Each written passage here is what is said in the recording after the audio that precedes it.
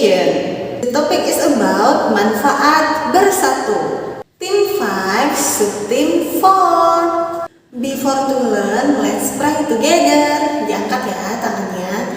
Bismillahirrahmanirrahim.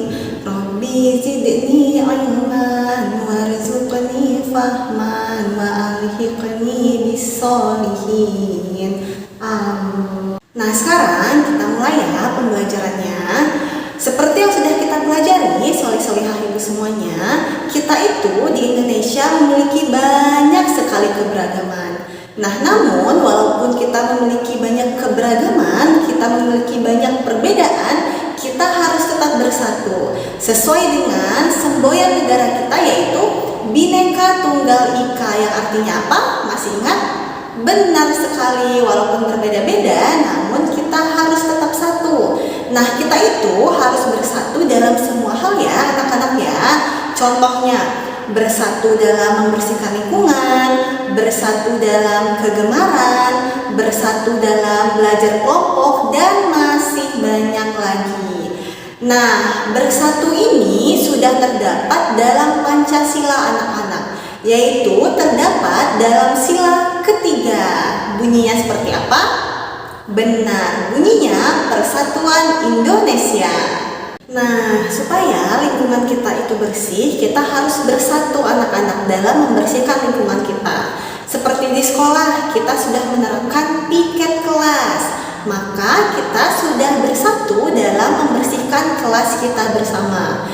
Di rumah dan di lingkungan kalian harus menerapkan juga ya sikap bersatu supaya lingkungan kalian menjadi bersih. Misalnya di rumah, kita itu harus membersihkan rumah itu bersama-sama. Jadi membersihkan rumah itu bukan tugas ibu, namun tugas kita semua.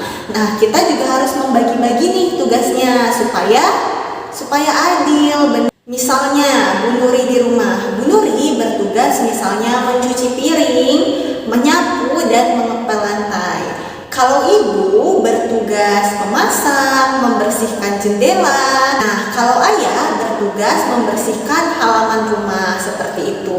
Jadi, di saat kita bersatu membersihkan lingkungan kita, membersihkan rumah kita, maka kita juga mendapatkan lingkungan yang nyaman. Nah, begitu juga dengan lingkungan sekitar kita, dengan bermasyarakat, kita juga harus bersatu. Supaya apa? Supaya kita bisa menikmati lingkungan yang bersih bersama-sama. Misalnya, kita bersama-sama membersihkan saluran air. Supaya apa? Supaya salurannya itu tidak tersumbat dan tidak terjadi banjir.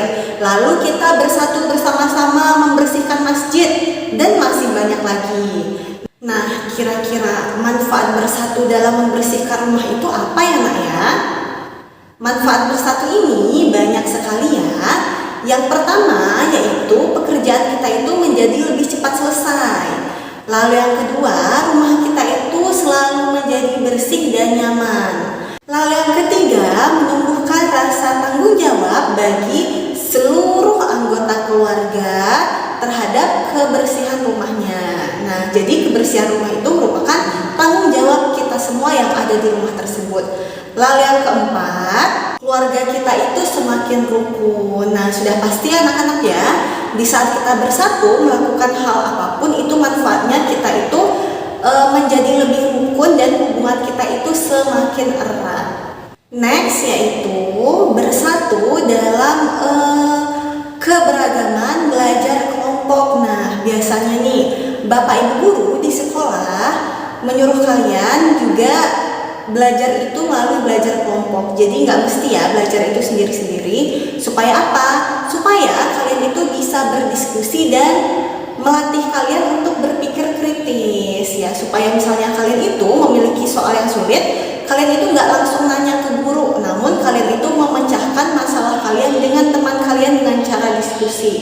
Nah, dengan berdiskusi kita itu biasanya berbeda pendapat anak-anak dengan teman kita yang lain. Namun jika kita berbeda pendapat, kita harus saling menghargai, harus mendengarkan pendapat orang lain di saat orang lain berbicara, dan kita tidak boleh memaksakan kehendak pendapat kita terhadap orang lain. Nah, kita juga harus bersikap toleransi terhadap orang lain. Berarti kalau bertoleransi itu juga memaklumi, juga menghargai orang lain, seperti itu. Nah, Bu Nuri di sini mau menguraikan beberapa manfaat bersatu dalam keberagaman mengerjakan tugas kelompok. Yang pertama, yang pastinya tugas kelompok menjadi lebih cepat selesai. Lalu yang kedua, menghindari perpecahan. Jadi kalian itu nggak jadi berantem, nggak berkelahi karena kalian saling menghargai.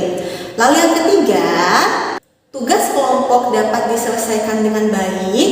Lalu yang keempat, dapat mempererat keakraban sesama teman kalian pada kelompok tersebut.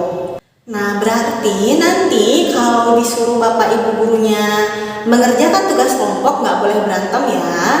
Nah, insya Allah nanti kalau misalnya pandemi ini sudah selesai, kita lebih sering lagi belajar kelompok. Lalu yang selanjutnya yaitu bersatu dalam kegemaran di sekolah. Di sekolah kita memiliki banyak sekali kegemaran. Nah, misalnya Bu Nuri gemar menulis dan membaca.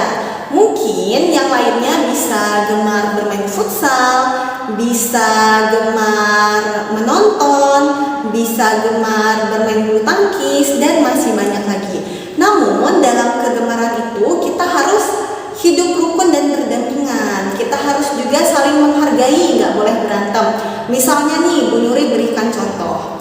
Di sekolah kita mengadakan misalnya itu lomba futsal.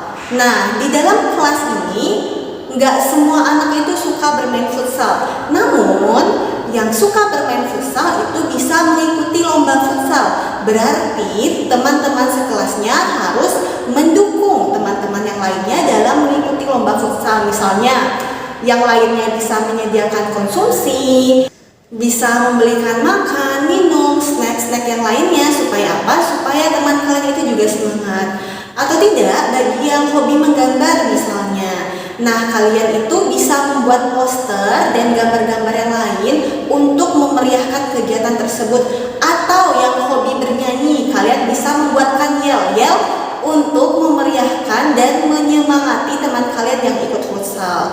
Nah, begitulah cara kita menghargai kegemaran teman kita. Jadi walaupun misalnya kita nggak suka futsal, kita itu nggak boleh langsung tidak mau mengikuti kegiatan tersebut. Tidak boleh seperti itu. Kita bisa melakukan hal yang lain supaya kita menunjukkan sikap kita untuk menghargai teman kita dan untuk mendukung teman kita. Sudah selesai anak-anak materinya, gampang sekali ya. Yang harus diingat yaitu sikap bersatu itu sudah terdapat dalam Pancasila, yaitu sila ketiga yang bunyinya Persatuan Indonesia. Nah, bagi yang belum mengerti dengan materinya bisa langsung WhatsApp Bu Nuri ya, dan menanyakan langsung hal-hal yang tidak dimengerti. Sekarang dikerjakan soal di buku Bu Pena 3C halaman 96, muatan PPKN nomor 1 sampai 4. Ditulis di buku tulisnya, tidak perlu menuliskan soalnya.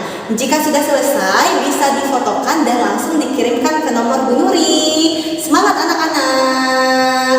Bu Nuri mohon maaf ya jika masih banyak salah dan kurang. Wassalamualaikum warahmatullahi wabarakatuh. See you on next week. Bye bye.